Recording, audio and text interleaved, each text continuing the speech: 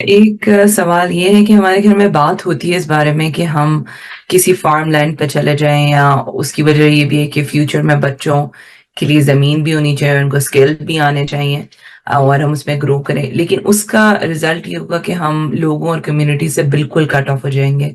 और यहाँ पे जैसे कनाडा में वैसे ही इंडिविजुअलिज्म है, आपको वैसे ही नहीं साथ वालों का पता होता।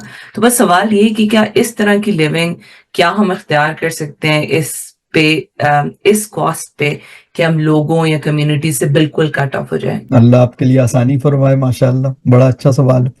देखिए, फेथ बेस्ड नेचुरल लिविंग का जो मॉडल है और उसका जो पैराडाइम है, उसके अंदर इस बात का खास ख्याल है कि वो कम्यूनल एक्सपीरियंस को कम नहीं करेगा, वो कम्यूनल एक्सपीरियंस को बढ़ाएगा, कम्यूनल एक्सपीरियंस में फैसिलिटेटिंग होगा। लेकिन एक ऐसा ऑफ ग्रिड मॉडल, देखिए इस वक्त बैक टू बेसिक्स की जो मूवमेंट है, यानी गो टू नेचर, ये वाली जो मूवमेंट है ये पिछले 60 इयर्स से 70 इयर्स से पैदा हुई है, यानी जो अपने इस फॉर्म में है। क्योंकि 125 साल पहले पूरी दुनिया नेचुरल लिविंग के ही मोड में थी, वो तो 125 साल से डेविएट हुई है उसके, यानी तो लास्ट 60 इयर्स में दुनिया में ये रियलाइजेशन बढ़ी है, और ज्यादातर उन लोगों में पहले बढ़ी है जहां जो जो सोसाइटीज पहले इंडस्ट्रियलाइज हुई थी, मॉडर्नाइज हुई थी, अर्बनाइज हुई थी, मॉडर्न अर्बनाइजेशन जहां पहले हुआ था, उनकी रियलाइजेशन और रिग्रेट भी पहले हुआ। उन्होंने 30 साल, यानी इसी वजह से उन सोसाइटीज में आज से 40 साल पहले हमें एक मूवमेंट नजर आती है, ऑफ ग्रिड जा रहे हैं और ऐसे मतलब सब कुछ छोड़ के निकल जाओ किसी फार्म पे, और इस तरह की चीजें वो लोग कर रहे हैं। मतलब ये आपको पता है, नीदरलैंड में हो रहा है, यूरोप में हो रहा है, दुनिया में बहुत, ऑस्ट्रेलिया में हो रहा है, न्यूजीलैंड में हो रहा है। अच्छा, हम चूंकि वो तरक्की में पीछे थे, बाद में आए, तो अब हमें उस तरक्की के नुकसानात अब रियलाइज कर रहे हैं। तो अब जो हमारा रिफ्लेक्टिव आदमी है जिसने उस सारी चीज को देख लिया, साइकिल कंप्लीट हो गई, हमने ये ले लिया, देख लिया, बड़े मकान, अर्बन सोसाइटी, लग्जरी लिविंग, अब उसके बाद हमने कहा यार इसको छोड़ दो, बेकार है। अब उसको छोड़ने की कोशिश कर रहे हैं।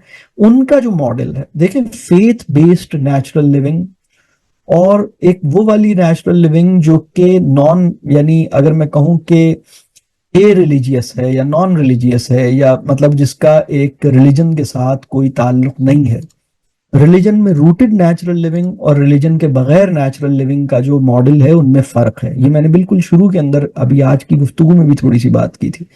उसमें प्रैक्टिकल टर्म्स में जो फर्क है वो ये है कि वहां पर वो वन फैमिली आइलैंड बनाना चाहते हैं, वहां वो अपनी अपने इंडिविजुअलिज्म को मैक्सिमाइज करना चाहते हैं, वहां वो अपना पर्सनल टाइम और मी टाइम की मैक्सिमाइजेशन चाहते हैं। मुसलमान की जिम्मेदारी यह है कि वो इज्तमाई एहसास और इज्तमाई तजर्बे से अपने शऊर और अपनी जिंदगी को खाली ना होने दे। मतलब इज्तमाइयत यानी नेबरहुड है, रिलेटिव्स हैं, दोस्त है। आपकी कॉलेज की पुरानी दोस्त अगर आपसे 10 साल बाद कॉल करे और अपनी कोई प्रॉब्लम शेयर करे, तो आप पे लाजिम है कि आप उसको थोड़ा सा टाइम दें और उसका जो भी आप हेल्प कर सकते हैं करें। तो ये जो चीज है, तो हम हमारे यहाँ जो इसका, यानी जो जिसमें ये जाएगा, उसमें हम ये कहते हैं कि आप अपनी फैमिली में शेयरिंग करें ज्यादा से ज्यादा, और लाइक माइंडेड लोग तैयार करें। आइडियली ऐसी फैमिली, यानी जहाँ, यानी आपके खानदान में आपकी बहन, आपका भाई, आपका ब्रदर इन लॉ, आपकी सिस्टर इन लॉ, इन लोगों के साथ, अपने पेरेंट्स, इनके साथ आप रिलोकेट होने का सोचें। और उसमें आपके लाइक माइंडेड लोग भी अगर कुछ ज्वाइन करते हैं, तो मुआशरा जिसे हम कहते हैं, उसके अंदर जो आशरा का वर्ड बड़ा अहम है। 10 फैमिलीज जो हैं वो किसी कम्यून को, अगर हम कहें कि 10 फैमिलीज, अगर उनके आइडियल्स कॉमन हो जाएं, उनके परसेप्शंस शेयर्ड हो जाएं, उनका परसेप्शन ऑफ सक्सेस एक हो जाए, उनके अंदर एक मोहब्बत और ताल्लुक पैदा हो जाए डीपर लेवल पर, और उनके अंदर कुर्बानी जो है ना वो एक सादत महसूस हो के, मतलब अल्लाह का शुक्र है कि मैंने कुर्बानी देने का मौका मुझे मिला, मतलब सैक्रिफाइस बहुत ही हाईली रेटेड वैल्यू हो। मतलब अभी तो मॉडर्न सोसाइटी में सैक्रिफाइस तो, मतलब किसी इंसान को गुस्सा दिलाना हो ना, तो उसको बस ये कह दें यार आपने बड़ी कुर्बानियां दे दी, तो वो उधर ही नफसियाती मरीज एकदम ठे करके एकदम बह जाएगा, वो कहेगा यार मैंने कुर्बानी दी, अल्लाह तोबा। यानी उसको रिग्रेट है अपनी हर सैक्रिफाइस पर। तो ये जो मैं बात कर रहा हूं, तो इसके लिए आपको जाहिर सी बात है कि पूरा एक आपको एक कम्युनिटी बनानी पड़ेगी। तो आइलैंड्स, वन मैन आइलैंड या वन फैमिली, अभी तो आपको पता है वन मैन आइलैंड्स बन रहे हैं, बहुत सारे लोग अकेले रह गए, मतलब फैमिली भी नहीं है। मतलब ये जो बड़े बड़े दुनिया के बिलियनियर्स हैं जिनकी ग्रो रिच और सक्सेस और पता नहीं दुनिया जहान का लिटरेचर भरा हुआ है, और जो कॉर्पोरेट गुरुज हैं, आपको पता लगेगा वो 4-4 बीवियां तलाक लेके भाग चुकी हैं, उनसे नाराज हो चुके हैं, फैमिली अलग हो चुकी है, अकेले उन्होंने कहा कि मैं ओल्ड एज होम में नहीं मरूंगा, मैं आइलैंड में मरूंगा। तो आइलैंड में जाके मर रहे हैं। आपको मैं अभी रिसेंटली बताऊं, जापान की एक स्टडी आई, पिछले 1 साल में कई हजार डेथ्स ऐसी हुई हैं जिसमें मरने वाले के पास कोई भी मौजूद नहीं था, और वो तादाद कम नहीं है, मुझे एग्जैक्टली याद नहीं, शायद 40,000 या 70, मुझे एग्जैक्ट नंबर मेरे जहन में नहीं है, but there was a big number कि इन जस्ट 1 ईयर जापान में जो डेथ्स हुई हैं, एक बहुत बड़ी तादाद उनकी है, जो कि ह्यूज नंबर है। उतने लोग जब मर रहे थे तो उनके साथ they were alone at the time of death, no one was there, no one. और फिर उससे भी ज्यादा अलार्मिंग बात यह है कि वो लोग, एक डेटा तो ये है, और वो लोग जिनके साथ मरने के वक्त कोई था, तो वो उनका रिलेटिव नहीं था, वो उनका दोस्त नहीं था, उन्होंने किसी तरह से बाहर काम करने वाले, कोई सड़क पे काम करने वाला, कोई झाड़ू लगाने वाला, कोई डिलीवरी बॉय, कोई और ऐसा 911 की रेस्क्यू, कोई ऐसे बंदे को किसी तरह से घर के अंदर कॉल कर लिया था, तो मरते हुए उनके साथ वो था या उनके साथ उनका पेट था, लेकिन नेबर नहीं था, फ्रेंड नहीं था, रिलेटिव नहीं था, फैमिली मेंबर नहीं था। तो कौन था? उन्होंने किसी तरह कॉल की, ऑर्डर दे दिया पिज्जा का। उन्होंने कहा पिज्जा लेकर आएगा तो मैं उससे कहूंगा भाई पिज्जा तुम खा लो और तुम अंदर आ जाओ, थोड़ी देर में मर रहा हूं, मेरे साथ आ जाओ। दरवाजा नहीं खोल सकते थे। बात समझ आ रही है? तो एग्जैक्ट मुझे नंबर नहीं याद, लेकिन वो there was a huge number कि जापान में 1 साल में शायद 40,000 या 70,000 डेथ्स ऐसी हुई जिनमें, ये पूरा उनकी स्टडी आई, जब वो मरे तो उनके पास कोई नहीं था, कोई भी नहीं था।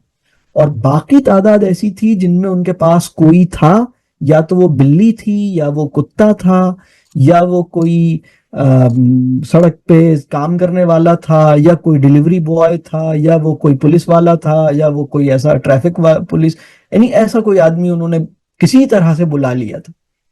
फिर दूसरा डेटा ये था कि वो जो डेथ्स थी,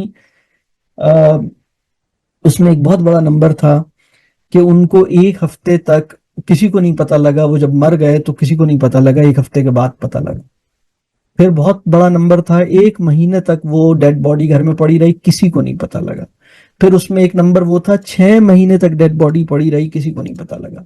फिर उसमें कुछ नंबर ऐसा था कि 1 साल के बाद पता लगा कि ये डेड बॉडी पड़ी हुई। Can you imagine? Can you imagine? यानी दुनिया की सबसे तरक्की है, यानी ये जो प्रोग्रेस है ना, तरक्की, यानी लेके कहा जा रही है ये तरक्की, इंसानों का इंसानों से ताल्लुक दुश्वार कर रही है। आज से 40 साल पहले आप किसी से कहते हैं कि तुम शादी कर रहे हो तो तुम्हारी फैमिली उसमें शरीक नहीं होगी, और तुम्हारे अब्बा जान का इंतकाल होगा तो तुम सब लोग उसमें गैदर नहीं होगे, तो वो कत्ल कर देता आपको। वो कहता कि तुम्हारी हिम्मत कैसी हुई ऐसी बात करने की, ऐसा हो ही नहीं सकता, मेरे अब्बा के आखिरी वक्त पर मैं वहां मौजूद ना हूं, ऐसा कैसे? हम सब मौजूद होंगे, और हमारी शादी ब्याह के मौके पे भी हम सब गैदर होंगे। लेकिन अब इकोनॉमिक सिस्टम ने जैसे चेंज किया है ना, we are unavailable, we are not available, we substitute our presence through this WhatsApp video calling, which is fraud, which is joke, that's nothing, मतलब that's nothing। तो लोग कहते हैं नहीं सर, हम तो पूरा दिन स्काइप पे लगाए रखते हैं, हम तो पूरा दिन जूम पे उसको देखते रहते हैं। तो कमाल की बात है, मतलब ये अजीब सी बात है। जूम से आप हग नहीं कर सकते, जूम को आप किस नहीं कर सकते, प्यार नहीं कर सकते, जूम में उसके बदन की खुशबू नहीं आती, जूम में उसकी सांसों की आवाज नहीं आती। क्या ख्याल? तो ये एक अलमिया है, दिस इज द डायलेमा।